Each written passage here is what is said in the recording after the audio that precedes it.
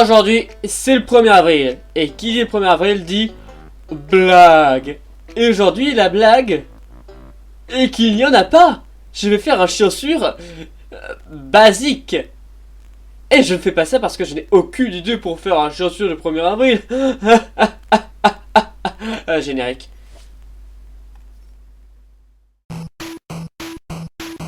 Chanceux.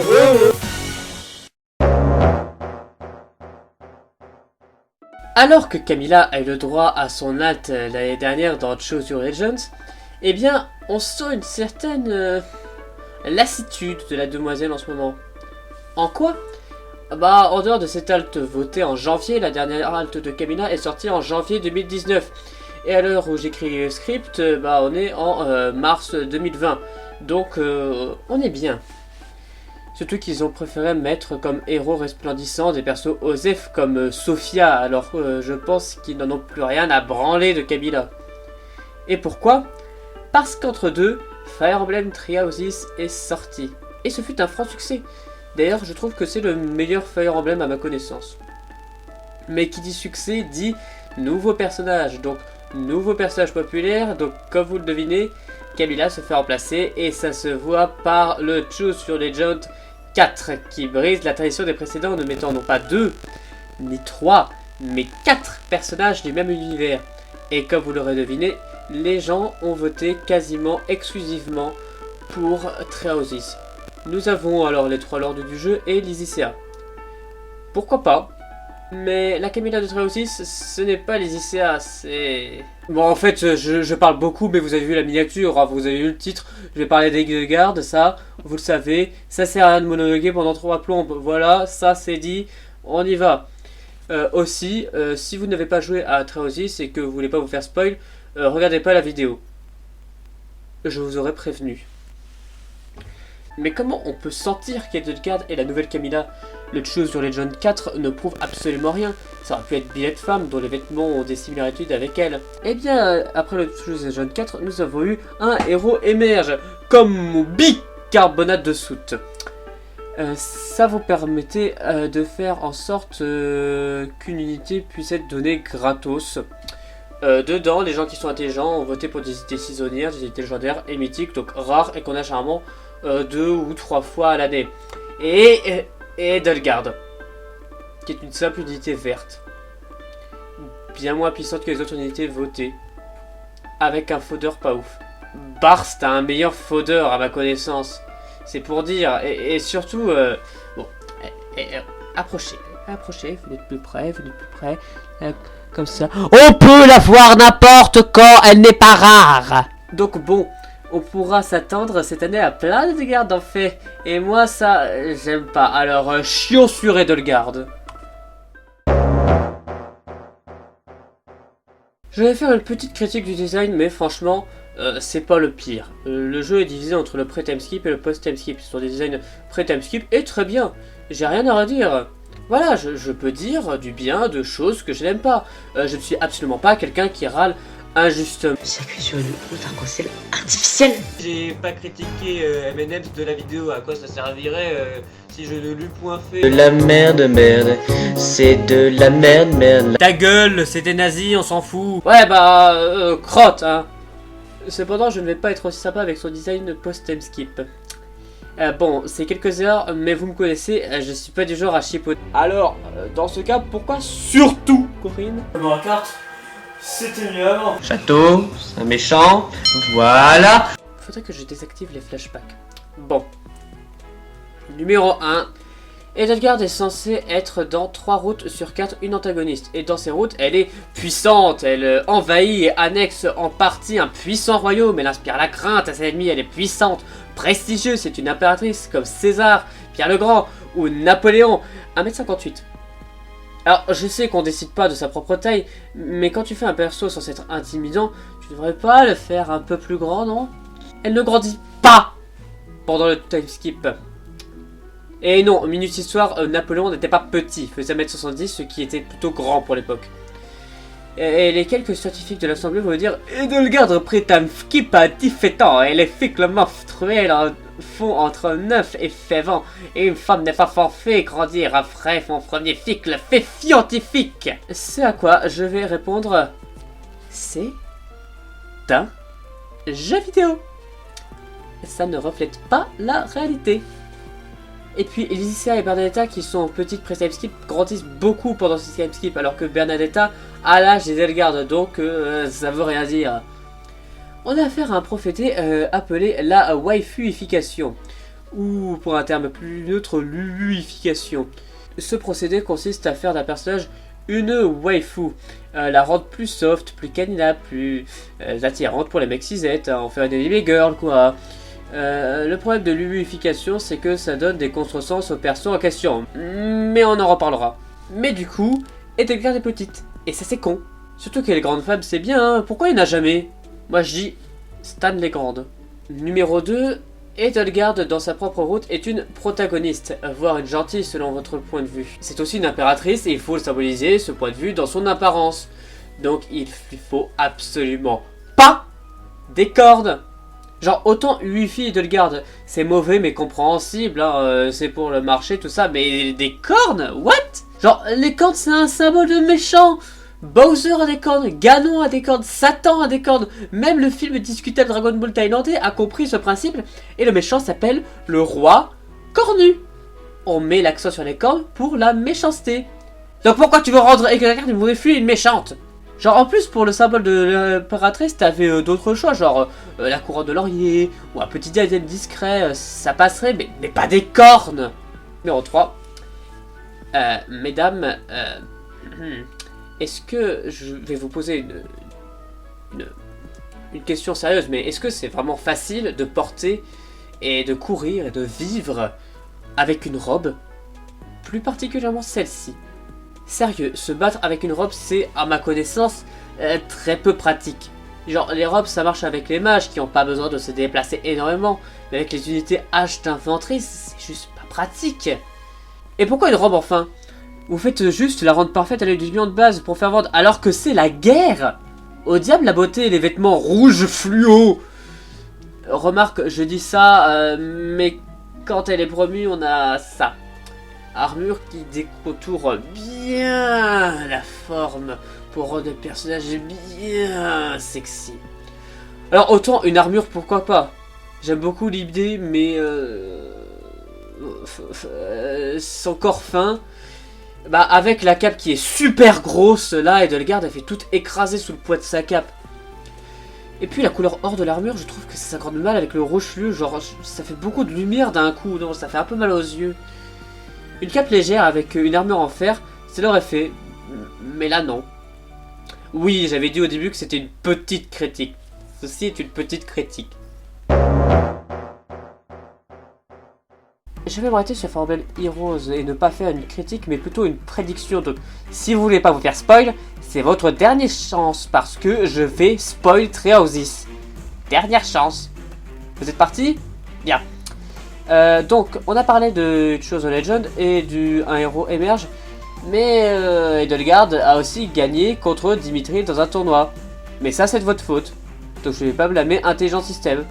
En fait, ce qui m'intéresse, c'est plutôt le futur. Donc, Edelgard, dans le jeu, elle est arrivée au mois de juillet. Les manières mettent environ 6-7 mois à sortir. Donc, ils choisissent les héros au mois numéro 1. Envoie les idées aux comédiens de doublage, aux artistes et à l'équipe de développement. Et généralement ça sort au mois numéro 7, voire mois numéro 8. Ce qui explique la sortie de la troisième bannière en mars par rapport aux autres en juillet-août. Il devait d'abord attendre les pôles de popularité en août-septembre pour choisir. Et ça sort du coup, soyez contents, les premières bannières de Valencien étaient sorties au mois numéro 1. Et la troisième bannière au mois numéro 27. Là, on est au mois numéro 7, donc bon. Je ne vais rien dire sur cette bannière de mars 2020, qui pourtant est pourrie, car on est là pour Edelgard. Et ça tombe bien, on a déjà une halte d'Edelgard, l'empereur des flammes. Bon, déjà, on peut se poser la question sur le choix, sachant qu'en faisant les 5 routes du jeu, l'empereur des flammes, on l'affronte 2 fois. À comparaison, Costas, on l'affronte 8 fois. Donc ils ont préféré une halte d'Edelgard à un personnage meilleur pour le rôle. Je sais pas, il y avait Solon, Thalès ou Cordelia, si vous voulez des boobs qui auraient été plus logiques. Maintenant, pour le futur, on peut s'attendre à des cartes de Pâques, d'Halloween, de Noël, du Nouvel An et de l'armistice, bien sûr, mais celle que je suis sûr à 99,9% de moi qu'on aura Edelgard la prochaine fois, ça veut rien dire, mais vous avez compris, c'est la Edelgard de l'été. Car elle ne sait pas nager, mais on y reviendra. Donc écoutez-moi ou non, mais on verra bien, on aura Edelgard de l'été.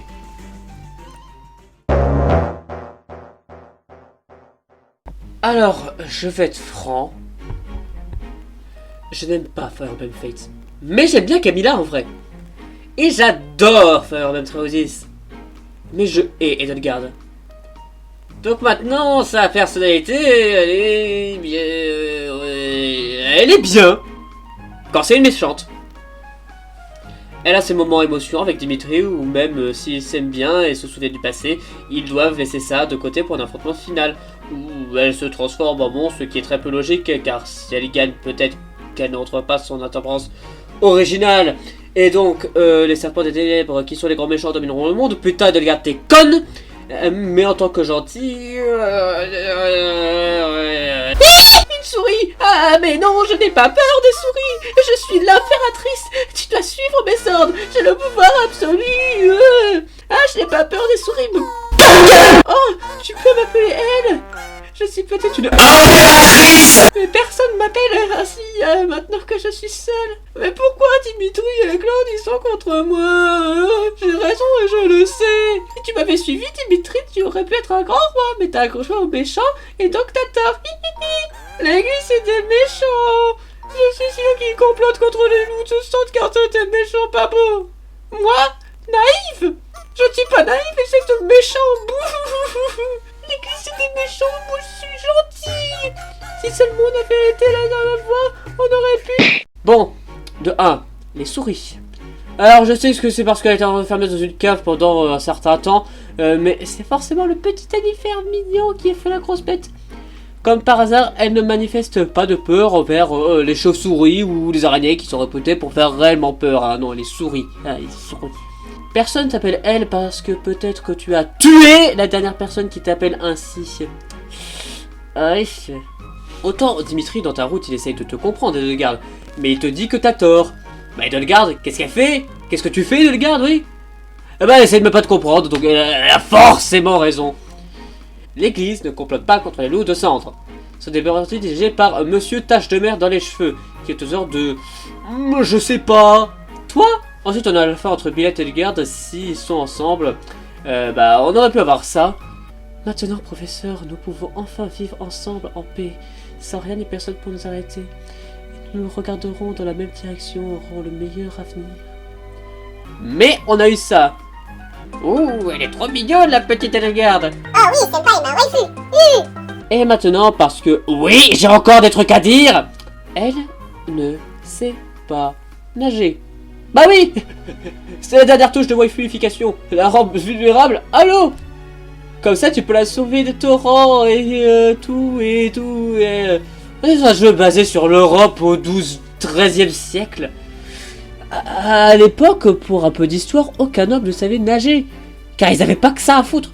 En plus, la mer était considérée comme habitée par des monstres. Donc je mettrai ma main à couper que Ferdinand, Dimitri, Marianne et autres ne savent pas non plus nager. Et comme par hasard, on met l'accent sur Edelgard, notre waifu préférée. Les seuls à savoir canoniquement nager sont Petra, car c'est une princesse d'île tropicale avec sa propre foi, et Ash qui est un roturier. Bon, on va être d'accord sur une chose, quand même. Je dois être demandé pour la VF d'Edelgard. La route d'Edelgard, c'est la pire. Et je dis pas ça parce que je le pense, non non. Elle est programmée pour être la pire. Pourquoi? C'est la dernière route qu'ils ont programmée. Et qui dit dernier dit malheureusement ici bâclé. Cela explique pourquoi la grande Edelgard des autres routes n'est ici qu'une simple waifu. On le voit car dans les autres routes, on a 21, 22 chapitres. Ici, 18. En plus, la route se finit pas super bien, puisque ok, Faudland est unifié, mais les serpents des ténèbres rôdent encore, et à la fin on te dit eh ben, vous avez vaincu l'église, mais la guerre contre les serpents des ténèbres continue, hein. Feng. Bon, déjà, quand ta fin est nulle, c'est que ça pue.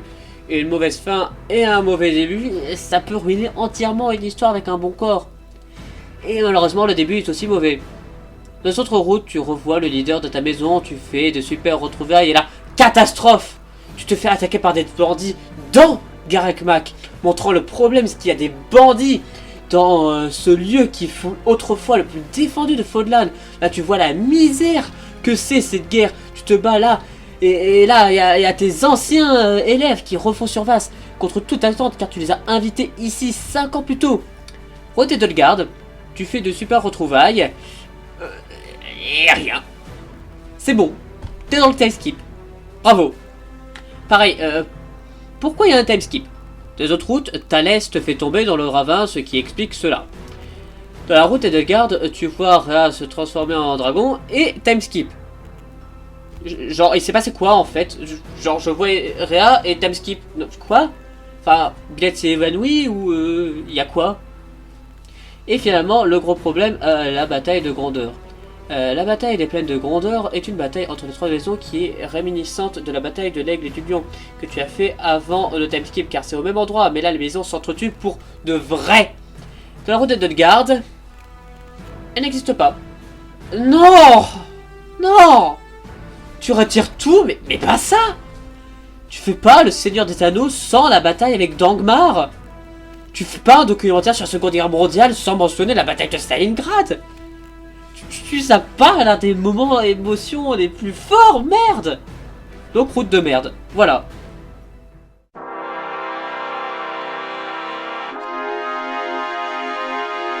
Le problème majeur avec Edelgard, c'est comme avec Camilla, hein. La communauté, ouais. Bon, déjà pour faire fuir la communauté curse d'Edelgard, bouh, ça fait peur. Qu'est-ce qu'elle fait la communauté d'Edelgard alors? Bon, déjà, elle s'en prend souvent, voire même harcèle les communautés de Dimitri et de Rhea, parce que ce sont les ennemis d'Edelgard. Genre en disant des choses fausses comme waouh, Rhea est méchante, elle fait des expériences sur des humains, ouais. Et Edelgard qui se sert d'un village de civils comme bouclier dans la route de Claude. Dimitri, il est fou, il fait des crimes de guerre, ouais. Edelgard aussi. Et Dimitri en fait quand il est mentalement fou. Edelgard a toute sa tête. Alors, c'est pas forcément bien, certes, mais merde, il a ses raisons un peu, Dimitri. La personne qui était son ami d'enfance, enfin son crush, pré-time-skip, se révèle avoir des forts liens, voire serait, de son point de vue, coupable de la tragédie qui a foutu sa vie en l'air. La communauté dit les problèmes du perso d'Edelgard pour en faire sa waifu, alors que Edelgard n'est pas censé être une waifu. C'est censé être bien plus. Mais autant, genre, la commune de Camilla, elle voulait juste une Camilla pas fanservice. On a vu que c'était con. Mais leur but, c'était juste avoir beaucoup de Camilla. Hein. La commune d'Edelgard a un problème. Les billettes femmes. La communauté du ship Edelette est juste l'une des pires communautés de ship qui existent avec les communautés de ship incestueuses et pédophiles dans Fire Emblem. C'est simple. Si tu ships l'une des deux avec quelqu'un d'autre, t'es mort. Tu as tort. Tu n'es pas dans le canon. Il n'y a qu'un seul ship valable et pas d'autre. Et si tu ships Edelgard avec Billette Homme, t'es mort. Tu as tort. Tu n'es pas dans le canon. Enfin, vous m'avez compris. Cette communauté a tellement écrasé un ship que c'est devenu le ship le plus proche du Covid-19 de tout Fire Emblem. Il se répand en salissant la fandom FE. Le pire, c'est que cette commu, c'est qu'ils disent qu'Edelgard est canoniquement lesbienne, alors qu'elle est canoniquement bi. Vous savez c'est quoi ça? De la biphobie. On nie l'attirance de quelqu'un pour un genre. C'est de la biphobie. Mais vous savez pourquoi ils disent tout ça? Parce que la communauté d'Edelgard est basiquement une communauté qui est composée du public de base de Fire Emblem. Les hommes hate. Me dites pas le contraire, hein, 2 tiers des altes saisonniers ce sont des femmes dans fait, dont un certain nombre qui sont plutôt sexualisés. Et donc la communauté d'Edelgard c'est des hommes hate qui ship Edelgard avec Billette femme, car Billette est de 1 l'incarnation du joueur dans le jeu, donc c'est comme s'ils s'auto-shippaient avec leur waifu. Et en plus, de 2, Billette est en carton, donc facilement modelable, donc tu peux en faire ce que tu veux, hein, c'est genre Edelgard X Reader, ou Reader c'est Billette. Et de 3, pourquoi Billette femme? Ah, c'était parce que toxique, hein, la communauté a fétichisé à mort les romances lesbiennes. Putain! C'est la première fois depuis Pikachu que je suis réellement vénère dans un chiant-sûr. Putain! Voilà, ce chaussure est fini. Likez, partagez, commentez, abonnez si c'est pas déjà fait. Si vous avez aimé la vidéo, likez-la, lol. Et si elle vous a déçu, ou si vous n'avez pas aimé, dislikez, ce qui serait fort dommage pour moi. Et à plus dans un futur chaussure. Ciao!